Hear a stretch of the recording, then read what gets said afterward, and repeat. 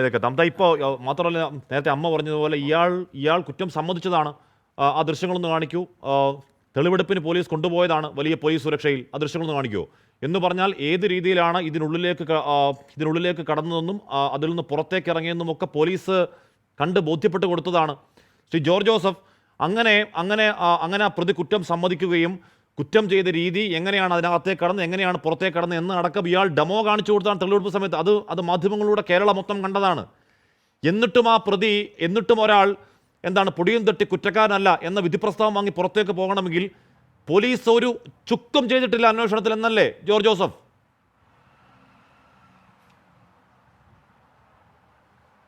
അങ്ങനെ തന്നെ. അതിനകത്ത് പോലീസ് വലിയ അഭ്യാസം കളിച്ചിരിക്കുന്നു. ഈ അന്വേഷണ ഉദ്യോഗസ്ഥനെ ആദ്യം പിരിച്ചുവിടണം. ഇതിനകത്ത് വേറൊരു കാര്യം നമ്മൾ ആലോചിക്കണം. സൂപ്പർവൈസറി ലാപ്സസ് ആ DYSPക്കും SP-ക്കും ഉണ്ട്. അവർക്കെതിരായിട്ടാണ് ആദ്യം നടപടി എടുക്കേണ്ടത്. ഒരു പോക്സോ കേസിൽ ഒരു റേപ്പ് ചെയ്ത് കൊന്നാൽ അന്വേഷിക്കേണ്ടത് ആരാണ്? DYSP ആണ്. എങ്ങനെയാണ് ഇയാൾ വന്നത്? ഇയാൾ അപ്പോൾ അതിന് ഈ ഏതെങ്കിലും സീനിയർ ഉദ്യോഗസ്ഥന്മാർ കോടതി വന്ന് ഇരുന്നിട്ടുണ്ടോ അതിൻ്റെ ട്രയൽ സമയത്ത്? വളരെയധികം ഒമിഷനുണ്ട്.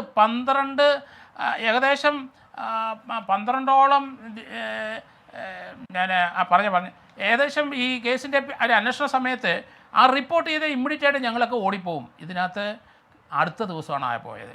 ഇതിനകത്ത് ധാരാളം ഫിംഗർ പ്രിൻ്റ് കിട്ടാനുള്ള വലിയ സാധ്യതയുണ്ട്. അത് ഒന്നും ആ CI ചെയ്തില്ല. അവിടെ ഒരു DYSP ഒരു SP ആ സ്ഥലം സന്ദർശിക്കുന്ന സംശയമുണ്ട്. ഇതിനകത്ത് SC/ST ആക്ടിൻ്റെ വകുപ്പ് ഇട്ടിട്ടില്ല.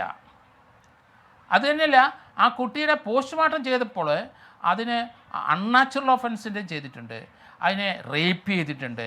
അതിനകത്ത് ഓരോ റേപ്പിനും ഓരോ ലൈഫ് ഇംപ്രിസൺമെൻ്റാണ് നമ്മൾ കേരളത്തിൽ കൊടുത്തുകൊണ്ടിരിക്കുന്നത്. അങ്ങനെയാണ് നിയമം കിടക്കുന്നത്. അപ്പോൾ ഇതൊന്നും നിലനിന്നില്ല. കോടതിയെ നമുക്ക് കുറ്റം പറയാനൊക്കത്തില്ല. അന്വേഷണ ഉദ്യോഗസ്ഥന്റെ വീഴ്ചകൾ. സാക്ഷികളില്ല. 8 പോയിന്റ് എണ്ണമിട്ട് പറയണം എന്ന് പറഞ്ഞാൽ 6 വയസ്സുകാരുടെ കൊലപാതക രക്തസാമ്പിൾ ഉൾപ്പെടെ പ്രധാന തെളിവുകൾ ശേഖരിച്ചില്ല. മലമൂത്രം പോലുള്ള സ്രവങ്ങൾ അവിടെ നിന്ന് അമ്മ കൂട്ടിരിക്കുമ്പോൾ പറയുന്നത് സങ്കടമാണെങ്കിൽ കൂടിയും തൂങ്ങി നിൽക്കുമ്പോൾ ഉണ്ടാകുന്ന സമയത്ത് ഈ പറഞ്ഞ സ്രവങ്ങളൊന്നും ശേഖരിച്ചില്ല. കൊല്ലപ്പെട്ട് 2ാം ദിവസം ഉച്ച കഴിഞ്ഞ് മാത്രമാണ് അന്വേഷണ ഉദ്യോഗസ്ഥൻ അങ്ങോട്ടേക്ക് എത്തുന്നത്. കൊലപാതകം നടന്ന മുറിയിൽ നിന്ന് തെളിവുകൾ ശേഖരിച്ചതിൽ ഗുരുതര അപാകത. ഫിംഗർ പ്രിന്റ് ഇല്ല. കൊലപാതകം നടന്ന റൂമിലെ തെളിവുകൾ അലക്ഷ്യമായി കൈകാര്യം ചെയ്തു. ബെഡ്ഷീറ്റും മറ്റേ തോർത്തും കത്തിയും ശേഖരിച്ച് തൊട്ട് പിറ്റേ ദിവസം മാത്രം ആ തെളിവുകൾ സീൽ ചെയ്ത് സൂക്ഷിച്ചില്ല. എന്താണ് പ്രതി ആ ജനാല അടച്ച നിലയിൽ അന്വേഷണ ഉദ്യോഗസ്ഥൻ അടുത്ത ദിവസം കണ്ടു. എന്നാൽ ജനാല ചെറുതായി തുറന്നിരുന്നു എന്ന സാക്ഷിമൊഴി അതുമായി പൊരുത്തപ്പെട്ടില്ല. ഒരു ഹോംവർക്കും ചെയ്യാതെ ഇത്രയും പ്രധാനപ്പെട്ട ഒരു കേസിനെ ഇങ്ങനെ കുഞ്ഞുകളിയായി കണക്കാക്കണമെങ്കിൽ അതൊരു സമ്മർദ്ദമില്ലാതെ പറ്റുമോ ശ്രീ ജോർജ് ജോസഫ്?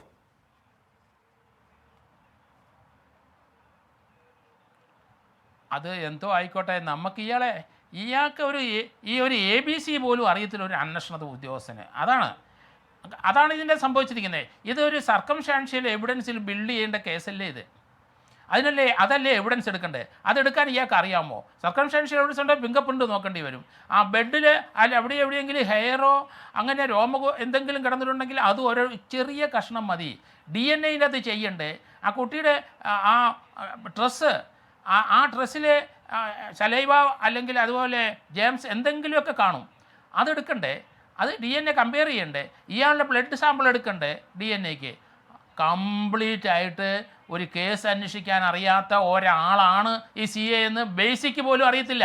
അതുകൊണ്ടാണ് അയാളെ പിടിച്ചുവിടണമെന്ന് പറഞ്ഞത്. അയാളെ മാത്രമല്ല, ഈ കേസിൻ്റെ സമയത്ത് ഇവിടെയുള്ള മർഡർ കേസുകളിലും അതുപോലെ ഈ പോക്സോ കേസുകളിലൊക്കെ ആ കേസിൻ്റെ ട്രയൽ സമയത്ത് അന്വേഷണ ഉദ്യോഗസ്ഥൻ എല്ലാ ദിവസവും കോടതിയിലുണ്ടായിരിക്കണം.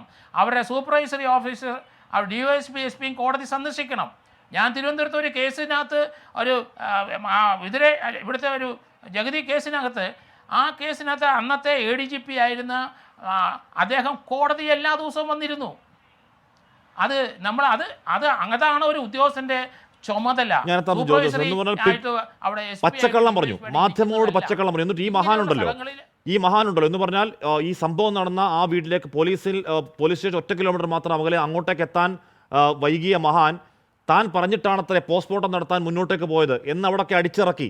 എന്നിട്ട് എല്ലാ തെളിവുകളും ഫുൾ പ്രൂഫ് ആണെന്ന് ഈ പാവം അമ്മയെ മാധ്യമങ്ങളെ ഒന്നാകെ പറഞ്ഞു പറ്റിച്ചു എന്ന് പറഞ്ഞാൽ ഈ പെൺകുട്ടിയുടെ നഖത്തിനിടയിൽ നിന്നും ഇയാളുടെ അടിവസ്ത്രത്തിൻ്റെയും വസ്ത്രത്തിൻ്റെയും നാരുകൾ കിട്ടി, DNA കിട്ടി എന്നൊക്കെ പറഞ്ഞു പറ്റിച്ചു.